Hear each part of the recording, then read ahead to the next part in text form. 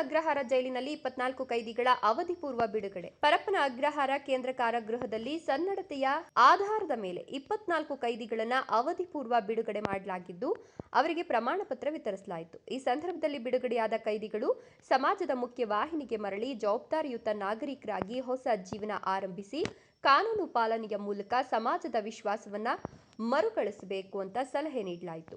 ಶಿಕ್ಷೆ ಜೀವನದ ಅಂತ್ಯ ಅಲ್ಲ, ತಿದ್ದುಕೊಳ್ಳಲು ದೊರೆಯುವ ಅವಕಾಶ ಎಂಬ ಸಂದೇಶವನ್ನ ನೀಡಲಾಯಿತು. ರಾಜ್ಯ ಸರ್ಕಾರ ಕಾರಾಗೃಹಗಳನ್ನು ಕೇವಲ ಶಿಕ್ಷೆಯ ಸ್ಥಳಗಳಾಗಿ ಅಲ್ಲದೆ ವ್ಯಕ್ತಿತ್ವ ಪರಿವರ್ತನೆ ಮತ್ತು ಪುನರ್ವಸತಿ ಕೇಂದ್ರಗಳಾಗಿ ಅಭಿವೃದ್ಧಿಪಡಿಸಲು ಬದ್ಧವಾಗಿದೆ.